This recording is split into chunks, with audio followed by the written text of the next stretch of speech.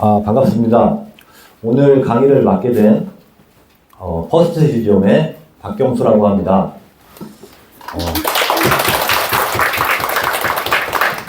강의 자료를 보기 전에 지금 엑셀 파일을 하나 열어놨는데요. 요거는 제가 아까 13년 차라고 소개시켜 주셨는데 저는 그 15년 동안 손해배정사 업무를 해왔고요. 요거는 제가 지금 현재로부터 과거 10년 동안 어떤 사건을 진행할 때 이렇게 기재를 해놓는데 이 사건은 제가 추려가지고 상해 휴유장애 사건만 얼마나 했는지 이걸 한번 정리를 해놨어요. 보시면 뭐 특이사항에 14년 7월부터인데 옛날에는 DB손해보험이 동부화재였고 KB손해보험이 LIG손해보험 이런 특이사항이 있고 이게 중요한 건 아니고 제가 이제 얼마나 많은 휴유장애를 해왔는지 좀 보여드리자면 쭉 내려보면 16년, 17년, 18년, 19년, 20년, 21, 22, 23, 24 약 10년 동안 732건의 휴유장애 사건을 진행했고요. 이게 5년이 누락됐으니까 얼추 계산해보면 한 1100건의 휴유장애 사건을 진행해보고 그리고 고객들은 한 600명에서 한 700분 정도 그 계약을 하고 진행했던 것 같아요. 이걸 보여드린 이유는 제 자랑을 하려고 보여드린 건 아니고 제가 이렇게 휴유장애 사건을 많이 해봤다는 걸 보여드려야 오늘 강의가 이제 상해 휴유장애니까 제 하는 강의에 설득력이 생기고 강의를 듣는 여러분들은 제 강의에 좀 신뢰감을 좀 느낄 수 있을 것 같아가지고 먼저 이 엑셀 자료를 보여드리고 시작한 거고요. 자료로 들어가 보겠습니다.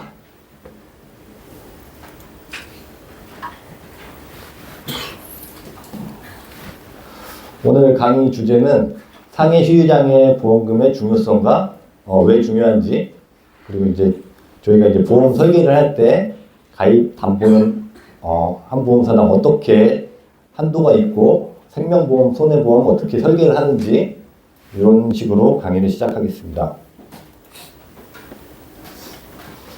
간단하게 제 소개를 하자면 저는 2009년 11월부터 현재까지 독립손해사정사 업무를 하고 있고요.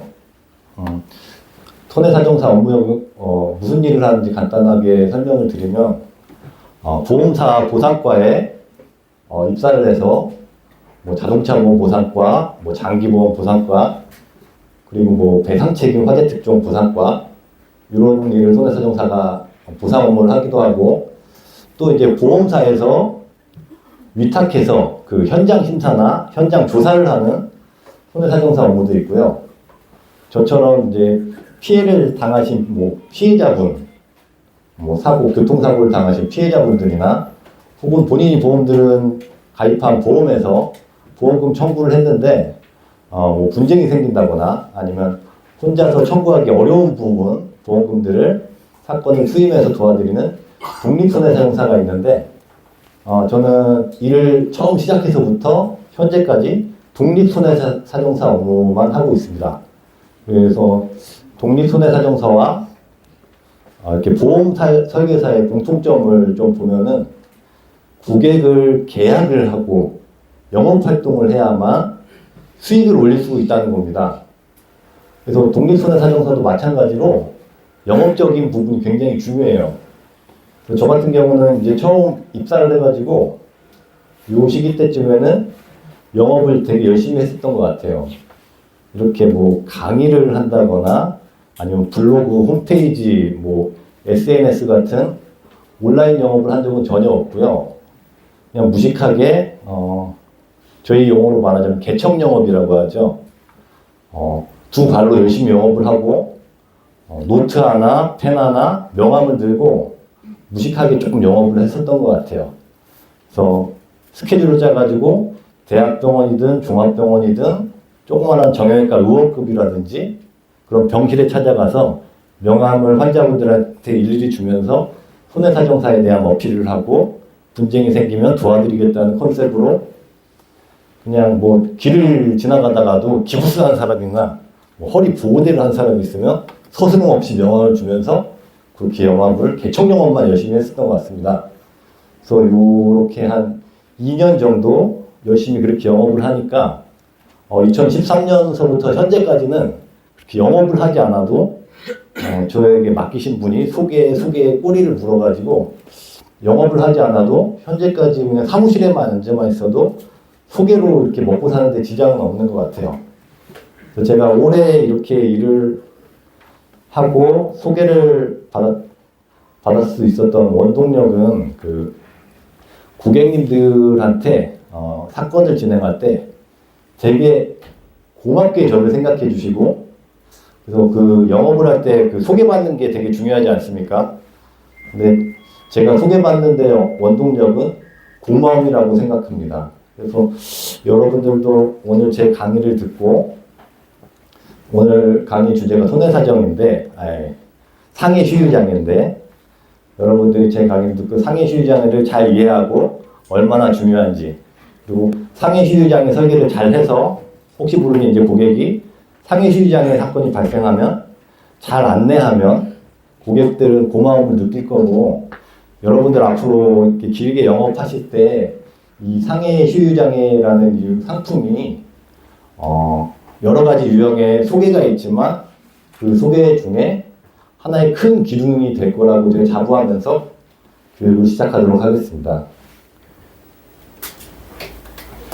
강의 목차는 상해시효장애 담보의 중요성, 시효장애가 왜 중요한지 일단 정의부터 들어갈 거고요.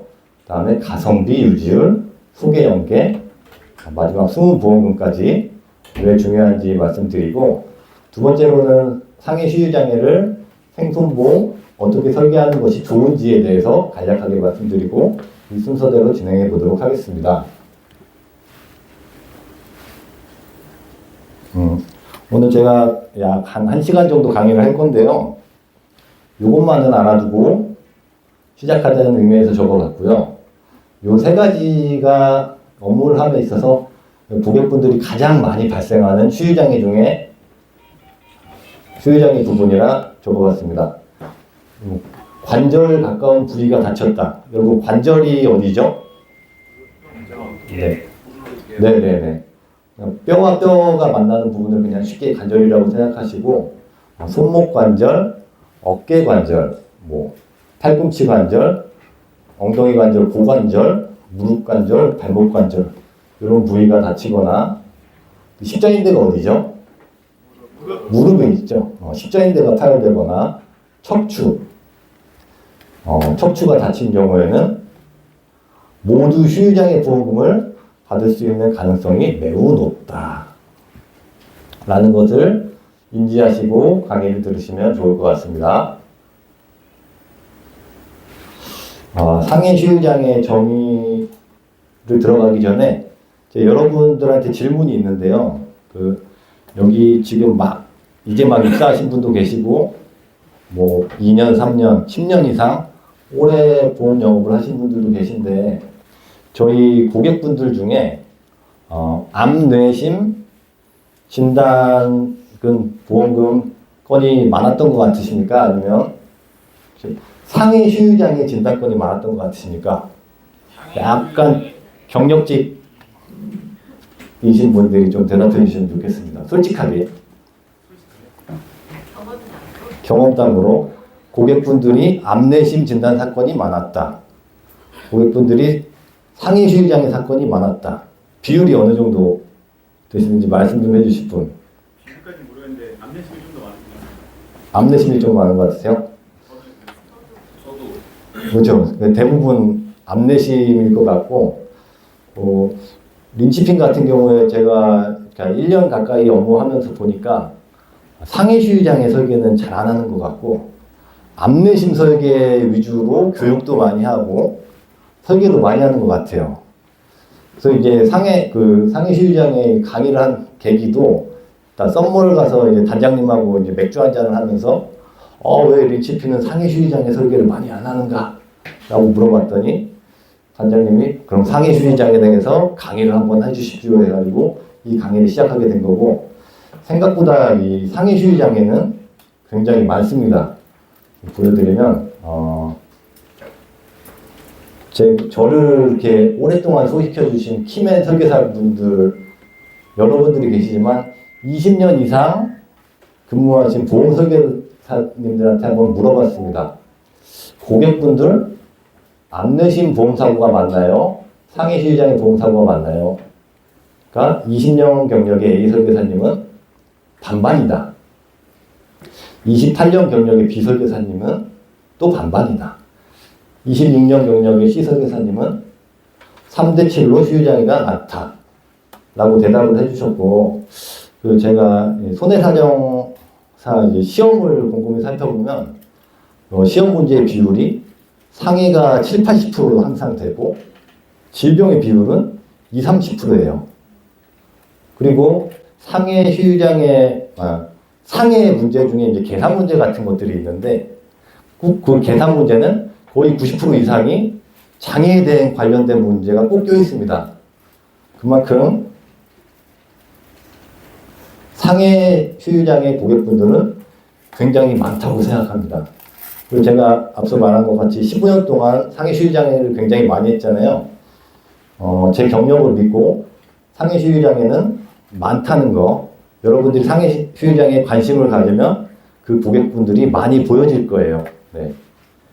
더 믿고 그렇게 이해하시면 될 것 같고, 상해 휴유장애 고객이 어찌됐든 많아야 그 부분을 뭐 도와드려서 또 안내해드려서 그 고객분들이 고마움을 느끼고, 그 고마움은 곧 소개로 이어질 거라고 믿기 때문에 여러분들 상해 휴유장애는 많습니다. 상해 휴유장애 정의를 보면 요거는 그 보험 설계창인데, 이게 가입 금액입니다. 그래서 피보험자가 보험기간 중 상해 휴유장애로 3%부터 100%가 발생할 경우 가입 금액에 휴유장애 지급료를 곱한 금액을 지급한다. 예를 들어서 이제 3억이라고 하면 5%의 휴유장애가 나오면 3억 곱하기 5%는 1,500만 원이죠. 10%는 3,000만 원, 뭐 15%는 4,500만 원. 이런 담보라고 생각해 주시면 되고,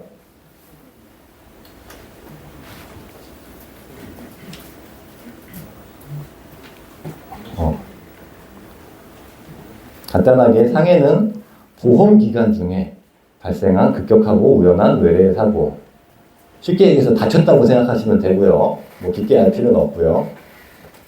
장애는 저희가 되게 어렵게 생각을 보통 하는데, 우리가 장애라고 하면 인식하는 게 나라에서 뭐 장애인증이 나온다. 장애인 복지법에 해당이 돼서 중증 장애인, 경증 장애를 생각하는데, 장애는 그냥 나라에서, 국가에서 말하는 국가장애가 아니라 보험약관에 휴유장애 분류표라가 있습니다. 거기에 대해서 국가장애보다 심하지 않아도 새끼발가락 하나의 문제가 생겨도 가입금액이 있고요. 새끼손가락 하나가 다쳐서 휴유장애가 남아도 휴유장애가 있습니다. 생각보다 휴유장애 폭이 너무 많아가지고 장애에 대해서 되게 심각한 거라고 인식을 갖고 있으시면 그건 잘못된 거고, 경미한 장애도 보험을 받을 수 있기 때문에 휴유장애 범위가 넓고 많다고 말씀드리는 겁니다. 한 가지 질문이 있습니다. 네.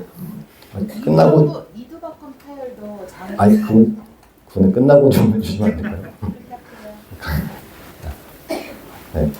그래서 이제 두 번째로 가성비를 좀 보겠는데요. 이거는 제가 직접 진행했던 건이고, 이 왼쪽 분은 발목 골절이 되셔서 수술을 하셨고, 오른쪽 분은 척추 골절이 돼서 수술은 안 하셨고 그냥 입원만 하셨어요. 왼쪽 분을 보면 골절 진단금은 70만 원을 받으셨고, 오른쪽 분을 보면 골절 진단금 170만 원을 받으셨는데, 여기 중에 70만 원은 일반 골절 진단금이고요. 100만 원은 5대 골절 진단금이라고 해서 척추의 골절은 5대 골절에 해당하니까 170만 원을 받으셨습니다. 그리고 한쪽 분은 휴유장애 보험금을 2,500만 원을 받으셨고, 한쪽 분은 시유장애 보험금을 무려 1억 5천만 원을 받으셨습니다. 이거를 보면 시유장애 보험금이 크다라고 볼 수 있죠. 근데 이게 시유장애 가입 금액이 얼마일까요? 가입 금액, 담보 금액. 이 두 분 다 5억 기준으로 계산을 한 겁니다. 그러면 시유장애 가입 금액이 없었다고 하면 왼쪽 분은 70만 원만 받고 끝났을 거고, 뭐 실비를 제외하고, 오른쪽 분은 170만 원을 받았겠죠.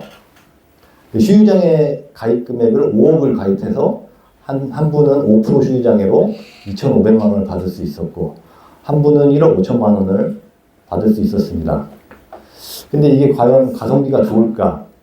왜냐면 5억이나 가입됐으니까 이 가성비가 좋나? 보험금 많이 받았는 건 알겠는데 가성비가 5억이나 가입해서 보험료가 비싸진 않을까? 가성비 안 좋은 거 아니야? 이렇게 볼 수 있는데 보시면 요거는 전달에 제가 직접 여자 대학생분을 설계해서 판매를 한 상품인데요. 여기 보시면 2억 원에 8천 원, 여기 보시면 3억 원에 7,200원, 보험료가 약 15,000원에 가입금액 5억을 가입할 수 있다는 걸 볼 수 있습니다. 암내심 보험료 비교해서 상당히 저렴한 금액이라고 좀 볼 수 있겠죠. 가성비가 좀 좋다고 볼 수 있습니까, 이제? 보험금도 많죠. 근데 이거 19살 대학생 기준이니까 또 건강체야. 그래서 싼 거 아니야? 이렇게 생각할 수 있다고 보여져가지고 이제 40세 기준으로 보험료가 얼마일까요? 4,600원 여자, 남자는 3,900원입니다. 1억 원당. 그러면 약 2만 원 정도로 5억 원 가입이 가능하겠죠. 가성비 좋죠. 60세 약 여자 5,300원, 남자는 4,500원 1억 기준으로. 그러면은 25,000원에 5억 원 가입이 가능하다라는 얘기입니다. 가성비가 좋죠. 또 왜 가성비가 좋냐? 암내심 진단금 같은 경우에는 보험기간 중에 암에 걸리거나 뇌진단을 받거나 심장질환 진단을 받거나 일회성만 받고 보통 보험 계약이 소멸됩니다. 맞죠? 근데 시유장애 같은 경우에는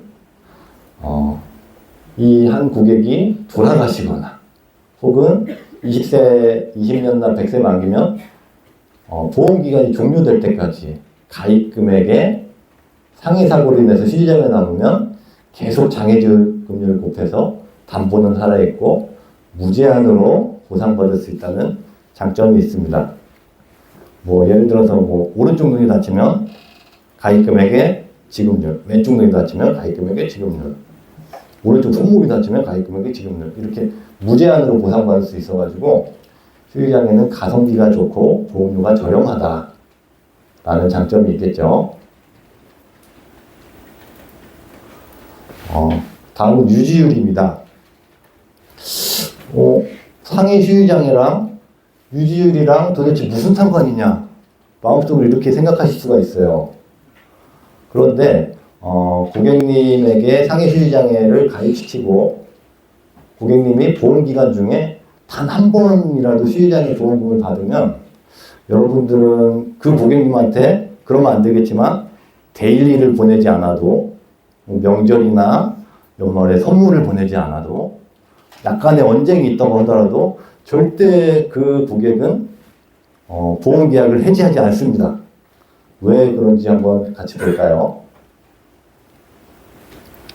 요거는 상해 시유장애, 어떤 상해 시유장애 공통적으로 있는 보험 약관인데요. 장애 지급률이 결정되었으나 장애 보험금, 상해 시유장애 보험금을 받았으나 이후 보장받을 수 있는 기간에 장애 상태가 더 악화된 때에는 그 악화된 장애 상태를 기준으로 장애 지급률을 결정합니다. 이 뜻은 뭐냐면 내가 보험기간 중에 예를 들어서 손목에 5%라는 장애를 받았습니다. 근데 이제 그 상태가 뭐 외상성 관절염이라든지 뭐 세월이 지나면서 더 악화될 수가 있겠죠. 그러면 추가로 이게 악화돼서 10%의 장애가 나올 수가 있는데 보험 기간 중에 언제든지 그 가중된 장애를 추가로 청구할 수 있다라는 얘기입니다. 그런데 단 계약의 효력이 없어진 경우에는 상해 발생일 사고일부터 2년까지만 그 가중장애를 받을 수 있다는 얘기고요.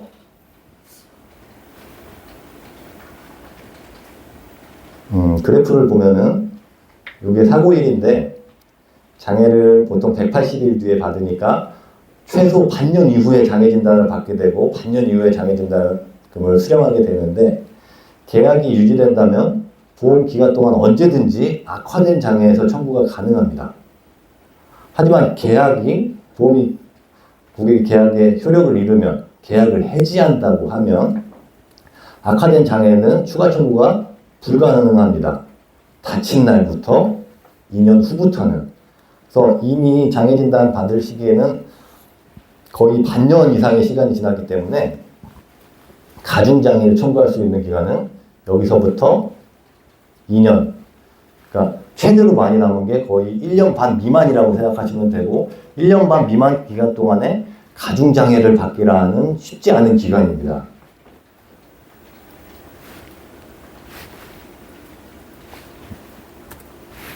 그래서 이거는 제가 준비한 화법인데요. 여러분들 되게 언변이 화려하시니까 저보다 더 말 잘할 수 있을 겁니다. 제가 한번 읽어보겠습니다. 고객님 이번에 십자인대 파열 5mm 이상 동요관절이 생겨서 5mm 이상 5%거든요. 5%의 가입금액이 5억이라 2,500만 원을 수령하셨는데 그러면 안 되겠지만 보험기간 중 언제든지 근본 상해 원인으로 상태가 악화되어 예를 들면 10mm 이상의 동요관절이 발생하면 10% 추가해서 기금받은 5%를 떼면 2,500만 원을 추가로 수령하실 수가 있고 또 검사를 해서 15mm 이상의 동요관절이 발생한다면 20%에 해당돼서 15% 7,500만 원의 보험금도 수령이 가능합니다. 단 보험 기간 중에만 가능하고 보험이 해지되는 경우 악화된 치유장애 보험금은 받을 수 없게 되니 보험이 잘 유지되셔야 됩니다. 또한 보험이 해지되면 치유장애 받은 그 분들은 보험 계약 인수가 잘 안 되기 때문에 더더욱 보험 계약을 잘 유지하셔야 됩니다. 이렇게 얘기하면 고객분들 보험 계약 유지할까요? 안 할까요? 굉장히 잘 유지할 것 같습니다. 무조건입니다. 제가 항상 어떤 치유장애 보험금을 받아들이고 했을 때 하는 멘트입니다. 이거 기억해 두셨다가 치유장애 보험금 고객분들이 받으시는 일이 있으면 이런 식으로 얘기하시면 상당히 계약 유지에 도움이 될 거라고 자부합니다. 다음은 소개 연계인데요. 제가 이렇게 그릇을 2개 준비했습니다. 이거는 이제 고마움의 그릇의 차이를 좀 표현한 건데요. 저는 이게 암내심 진단금을 받았을 때 설계사에 대한 고마움을 느꼈을 때 그 크기라고 생각하고 요 큰 그릇은 치유장애 보험금을 받았을 때 설계사에게 느끼는 고마움의 크기의 차이를 좀 표현했는데 왜 그런지 한번 볼까요?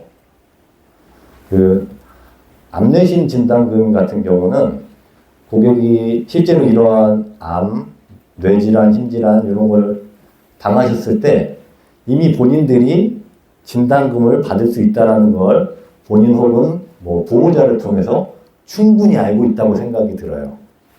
근데 상해 치유장애는 대부분 고객들이 잘 모르십니다. 무슨 장애인이 돼야지 꼭 나오는 줄 알고 인식이 보통 그렇습니다. 그리고 나서 암내심 진단금 청구 및 지급 시기는 보통 종합병원 이상이나 그런 병원에서 퇴원할 때 진단서나 조직검사 기록지, MRI 판독지 같은 것들로 보험금 청구를 하게 되는데 퇴원 시기에 몸이 제대로 회복되지 않는 게 대부분이에요. 그리고 앞으로에 대한 걱정과 심지어 이 질환은 되게 무섭지 않습니까? 그래서 생존에 대한 걱정까지도 하는 시기라 이 부분에 보험 설계사한테 뭐 보험 상품을 잘 설계해줘서 고맙다고 느끼기가 좀 상당히 어렵습니다. 미래에 대한 걱정이 있어서 뭐 그런 고마움을 느끼기가 좀 어렵다고 보여지고, 상해 휴유장애 보험 같은 경우에는 퇴원 시기에 몸이 좀 불편하긴 하지만 뭐 깁스도 하고 있고 뭐 그렇겠지만, 대부분 상해 휴유장애는 다친 날부터 180일 이후 진행하기 때문에 퇴원이 아니라 퇴원하고 나서 깁스도 풀고 물리치료도 받고 어느 정도 많이 회복된 이후에 사건을 진행하고 장애 진단을 받고 손해사정사를 통해서 보통 보험금을 받을 수 있기 때문에 보험금을 받는 고마움의 크기는 굉장히 차이가 날 거라고 생각하고, 제 경험상으로도 휴유장애 보험금을 받아들이면 되게 많이 고마워하십니다. 여러분들 객관적으로 어느 시점에 더 고마움을 느낄 것 같아요? 180일 뒤에 생각지도 못하게 본인이 인식하지 못한 상해 휴유장애 보험금을 받으면 더 고마움을 느낄 것 같지 않습니까? 그리고 이때 시기에는 여유가 있어서 고마움을 느끼면 소개도 많이 받을 수 있는 기간이라고 생각합니다. 마지막으로 왜 중요하냐? 수능보험금. 여러분들 DB 영업이나 이제 뭐 영업 나가실 때 수능보험금 많이 찾아드린다고 하고 그런 컨셉으로 영업하시는 분들이 있는 걸로 알고 있는데, 수능보험금 뭐 환급금이나 뭐 미청구된 보험금 보통 그런 건데, 상해 휴유장애는 미청구 보험금 중에서 굉장히 보험금이 크니까 이걸 소개시키고 받아주신다고 하면 고객분들이 굉장히 큰 고마움을 느낄 수 있을 거라고 자부할 수 있습니다.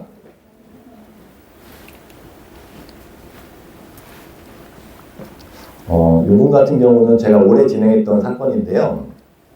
여기 빨간 요 부분을 보시면 이분은 사고일이 2013년 12월 26일 날 그 아파트 단지에서 음식물 쓰레기를 버리러 가다가 빙판길에 넘어지신 분이에요.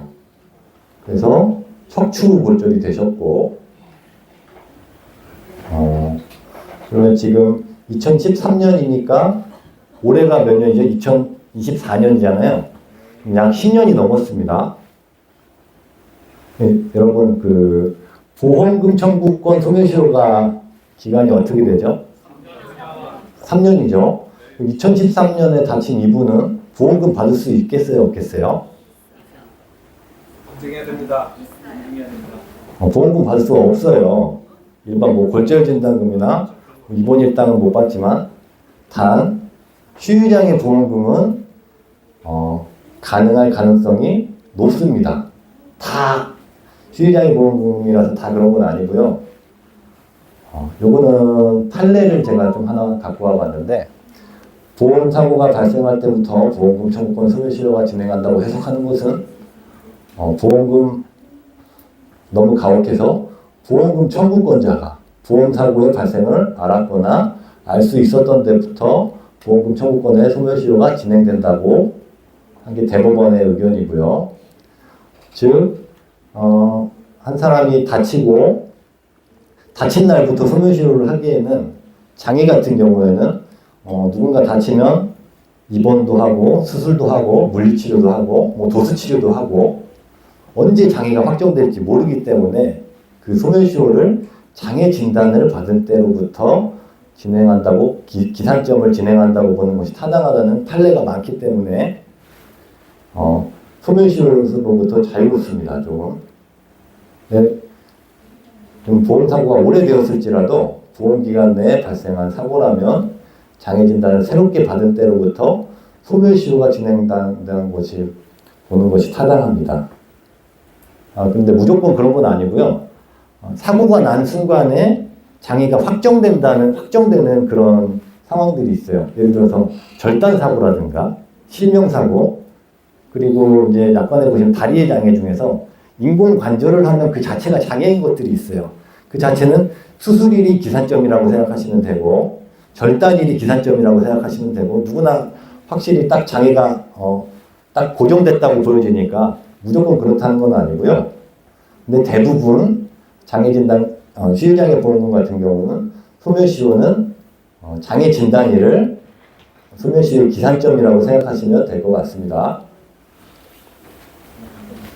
그래서 이분 같은 경우는 2013년 요날 다쳤는데 보시면 2024년 3월 22일 날 장애 진단을 발급받았어요. 그리고 나서 흥국화재에서는 1,800만 원, 그리고 삼성생명에서는 2,400만 원의 보험금을 받아들였고, 그렇게 해서 뭐 한 1개월 정도 걸려서 요 10년 이상 된 보험사고의 보험금을 올해 한 4월 말쯤에 받아들였던 것 같아요. 근데 이분의 그 고마운 표현이 이렇게 얘기하시더라고요. 손해사정사님, 꿈을 꾸는 것 같습니다. 라고 표현하시더라고요. 제가 딱 한 7글자 얘기했어요. 소개 좀 시켜주십시오. 라고 하니까 본인의 친언니랑 친조카를 소개시켜줘가지고 그 두 분 다 뭐 계약을 진행했습니다.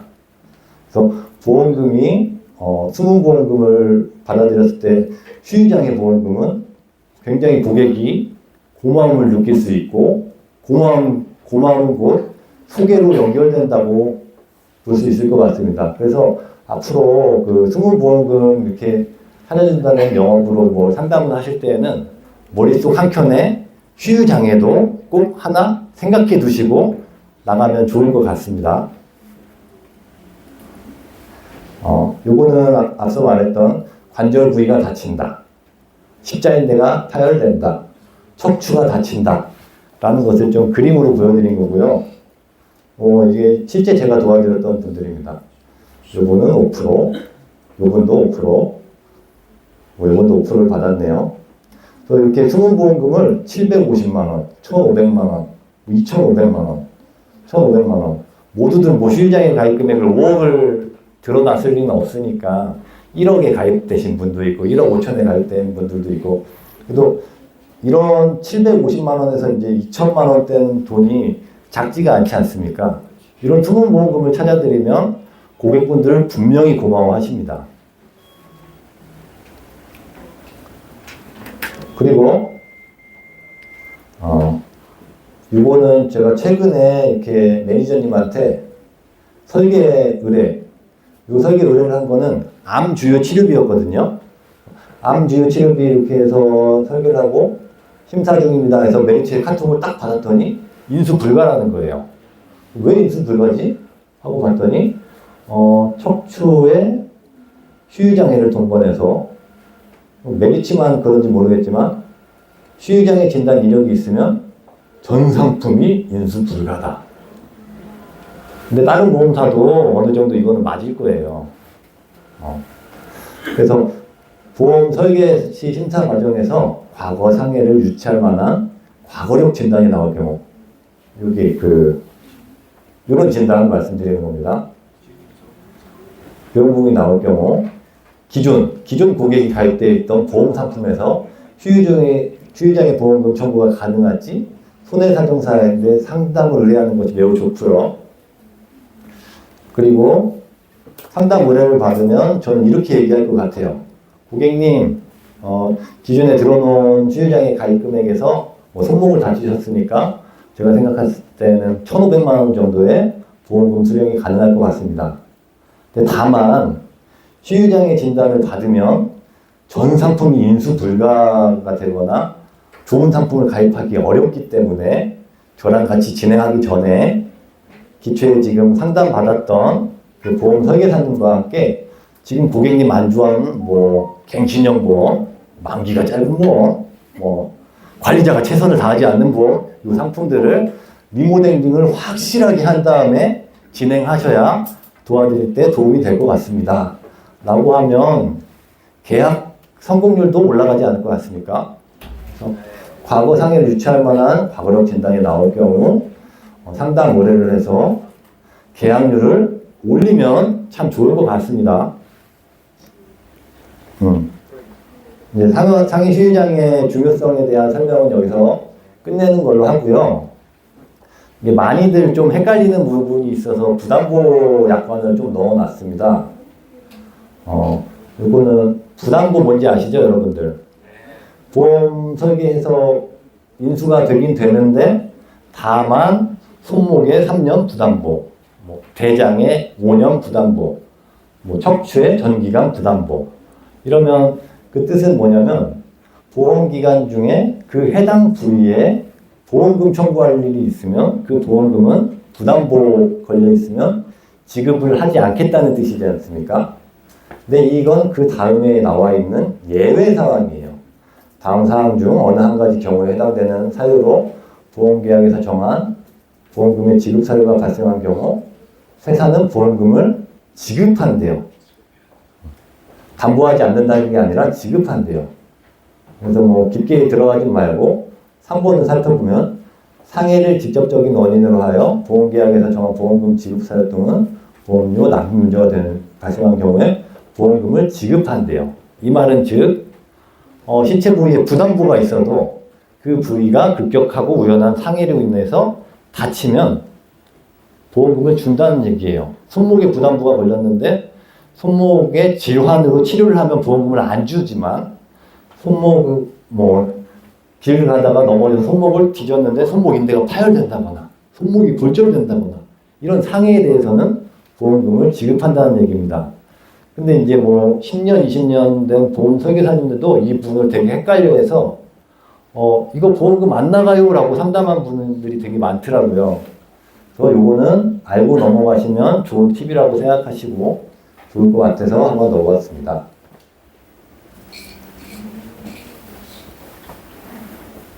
네. 특정 신체 부위에 부담보일 경우라도 상해의 직접적인 원인으로 보험사고가 발생했다면 상해 휴유장애 보장은 가능합니다. 또 요거는 아까 처음에 알고 넘어가자 강의가 좀 오래됐으니까 다시 한번 언급하자면 관절 가까운 부위가 다쳤다, 십자인대가 타열됐다, 척추를 다쳤다 모두 휴유장애 보험을 받을 가능성이 높습니다.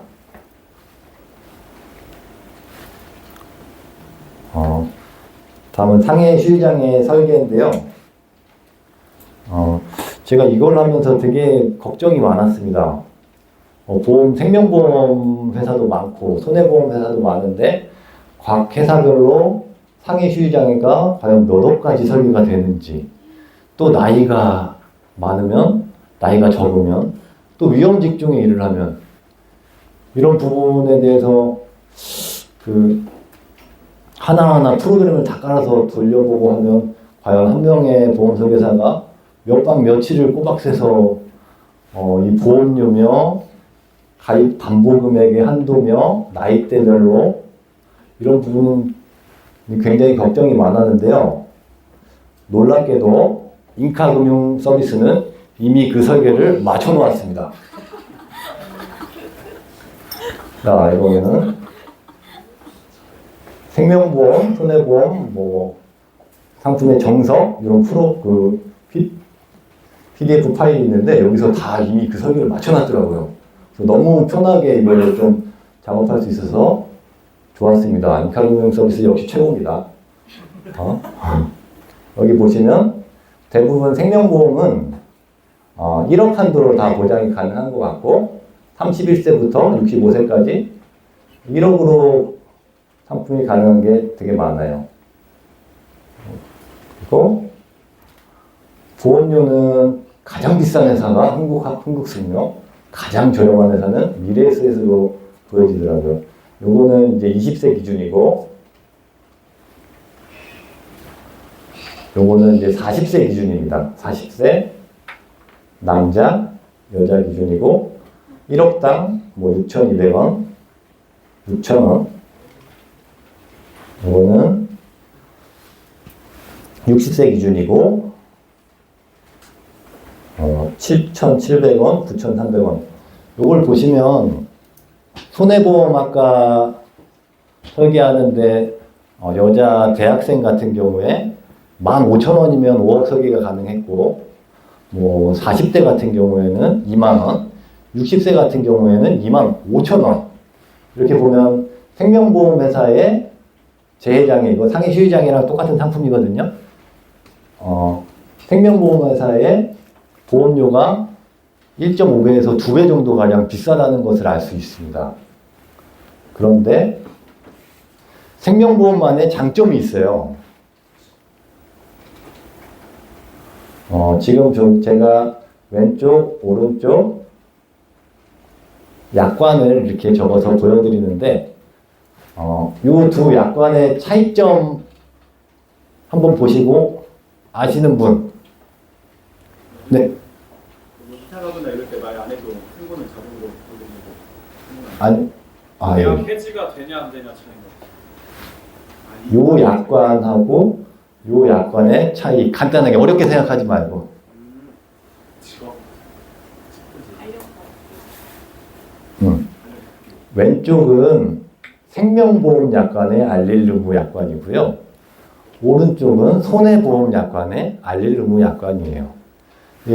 제가 이거 말하자면 끝도 없이 길어지는 내용이니까 고지의무, 통지의무는 간단하게 설명드리면 생명보험은 계약 후 알릴 의무가 없습니다. 손해보험은 계약 후 알릴 의무가 있어요. 우리 린치피는 뭐 고지의무 위반은 거의 제대로 설계해서 안 하는 편이니까 두 가지의 상황에서 생명보험 가입자가 고지의무 위반을 하지 않고 손해보험 가입자가 고지의무 위반을 하지 않았다는 가정하에서 먼저 손해보험 사무직으로 보험 가입을 했다.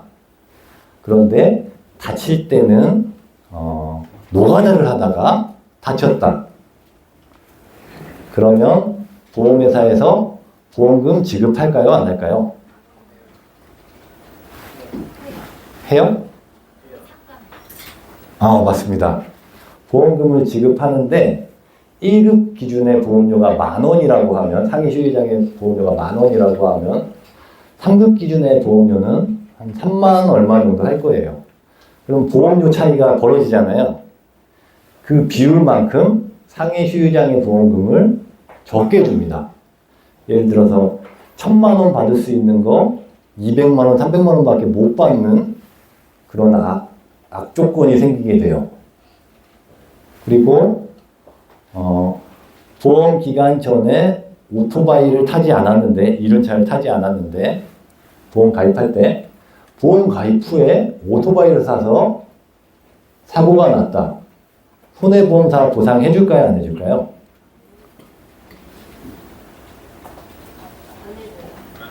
안 해줍니다. 왜 그런지는 뭐 다음 기회가 있으면 이제 계약 전 알리의무, 뭐 고지의무, 통지의무 하루 날 잡고 제대로 교육을 좀 해드리고 안 해줍니다. 일단 그럼 생명보험으로 넘어가서 보험 가입했을 때 사무직으로 가입했는데 보험 가입 이후에 노가다를 뛰다가 다쳤다. 상해 재해 수유장애금 제대로 줄까요? 안 줄까요? 제대로 줍니다. 삭감 지급 이런 거 없어요. 왜냐하면 계약 후 알릴 의무 자체가 없으니까 위반 사항이 없기 때문입니다. 그리고 보험 가입 전에 이륜차를 타지 않았습니다. 그리고 보험 가입 후에 이륜차를 타요. 오토바이도 사고 해서 이륜차를 타다가 사고가 당했어요. 재해장애 급여금 줄까요? 안 줄까요? 줍니다. 위반 사항이 없지 않습니까? 네. 고지의무 위반이 없으면 줍니다. 오토바이를 타는데 안 탄다고 거짓말을 해서 가입하면 고지의무 위반이라 보험금이 지급하지 않지만, 가입했을 때 실제로 안 타고 가입 이후에 탔으면 위반 사항이 지금 없는 거거든요. 보험금 줍니다. 그래서 우리가 상담을 하면 이 사람을 어느 정도 파악하잖아요. 그래서 이 사람이 직업이 조금 불규칙할 것 같다. 혹은 청소년인데 약간 뭐 오토바이도 나중에 탈 것 같다.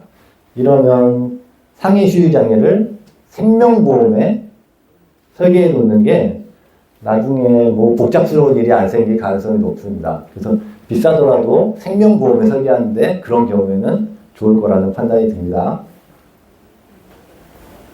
생명보험은 계약 후 알릴 의무가, 즉 통지 의무가 없습니다. 근데 예외사항이 있어요. 상해 실손 의료비에는 이 계약 후 알릴 의무가 있습니다. 이거 알고 넘어가십시오. 그래서 고지 의무가 아니라면 걱정이 없다. 이런 장점이 있습니다. 비싸더라도.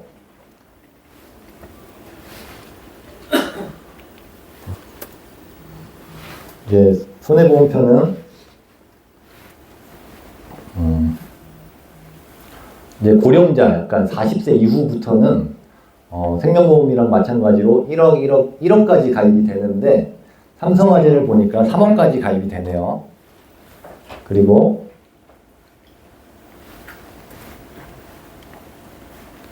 요거는 40세 이하를 보니까 5억, 최대 가입될 수 있는 금액이 5억, 3억, 이 정도 비율인데 저는 이제 추천드리고 싶은 게 예를 들어서 메리츠화재가 상해 시유장의 설계가 5억까지 된다고 해서 한 보험사에 5억 가입을 다 넣는 것은 비추천하고 싶어요. 왜냐면 이게 5억을 가입하고 고객님이 메리츠화재 보험사에 상해 시유장의 사건이 터지면 5억에 대한 지급률을 한 방에 메리츠화재 한 보험사에 청구를 해야 되기 때문에 보험금이 크면 당연히 보험사에서 분쟁도 생기고 더 유심히 보고 또 결제 라인도 높이 올라가기 때문에 보험금을 받기가 좀 어렵습니다.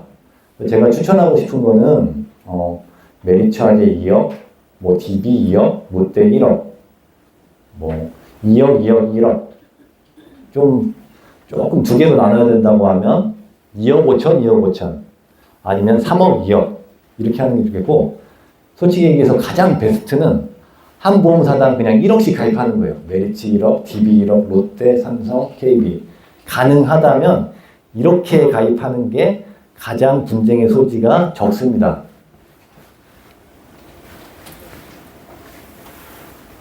뭐 간편보험 같은 경우는 하나손해보험이 1억까지 가입이 되고 나머지 보험사 2천만 원, 1천만 원 뭐 이런 부분은 좀 어렵네요. 이 부분은 이 정도 가입은 좀 안 하는 게 오히려 나을 것 같고 그래서 유병자다 그러면 하나손해보험으로 가시는 게 좋을 것 같습니다. 최대한 1억 정도는 가입해야지 좀 의미가 있고 가성비가 좀 있을 것 같고요. 자녀보험은 아까 40세 이하랑 거의 유사하고요. 가입 방식도 웬만하면 좀 한 보험사의 5억보다는 나눠서 이렇게 들어가는 게 좋을 것 같습니다. 그리고 이게 유튜브 촬영이니까 5억 이상 가입, 지금 업계 한도가 5억이거든요. 5억 이상 가입하는 방법은 저한테 따로 나중에 오시기 바랍니다. 알려드리겠습니다. 그러면 위험직업, 고령자, 유병력자 하나손해보험에서 1억까지 가입은 되어 있긴 되어 있는데 늘상 그런 건 아니니까 이런 분들은 어떻게 가입해야 될까요? 바로 운전자 보험을 들어가니까 웬만하면 가입 1억까지는 다 되더라고요. 20년 납, 20년 만기라 좀 운전자 보험이 안 좋은 것도 있지만 저는 그렇게라도 상해 시유장애가 없는 것보다는 있는 게 확실하게 좋다고 생각하기 때문에 이 운전자 보험으로도 가입하는 것도 가입 안 되는 분들은 추천드리고 싶습니다. 그리고 이거는 제가 뭐 며칠 전에 계약한 건인데 이분 같은 경우에는 77세로 고령이고 직업도 위험급수 3급이고 또 심지어 유병자세요. 운전 간편 플랜. 그래서 세 가지 안 좋은 상황을 다 겪고 있어요. 고령자, 위험급수, 유병자. 그런데 현대해상 간편 운전자로 설계를 해보니까 또 상해 시유장애 담보가 1억이 가입이 되더라고요. 보험료는 18,000원으로 좀 비싸긴 한데 저는 이 상품 좋으니까 자신있게 추천드리고 고객분들도 그 배우자님이 저를 통해서 상해 시유장애를 수령한 적이 있으시기 때문에 흔쾌히 가입하셨습니다. 그리고 제가 이제 상해 시유장애가 좋다, 중요하다 라고 하는데 그럼 당신은 가입을 했어? 라고 물어보실까봐 마지막으로 준비했고 저는 10억이 가입되어 있습니다. 와. 제가 왜 중요하다고 생각하는지 근거 자료를 충분하지요? 오늘 마지막으로 이거는 기억해두자. 관절 가까운 부위가 다쳤다. 십자인대가 파열됐다. 척추를 다쳤다. 모두 휴유장애 보험금을 받을 수 있습니다. 여러분들이 이제 관심이 없어서 그렇지 휴유장애 상품을 잘 팔고 유심히 고객들 사고가 나면 지켜보시면 휴유장애 사건은 굉장히 많고 휴유장애를 잘 이해한다고 하면 앞으로 영업하시거나 뭐 하실 때 고객분들이 여러분들을 통해 굉장히 큰 고마움을 느끼게 할 수가 있고 고마움은 곧 소개이기 때문에 여러분들 상해 휴유장애 꼭 유심있게 관심있게 보시고 많이 설계를 좀 해보시면 영업하시는데 큰 도움이 될 것 같습니다. 이걸로써 오늘 강의를 마치겠습니다.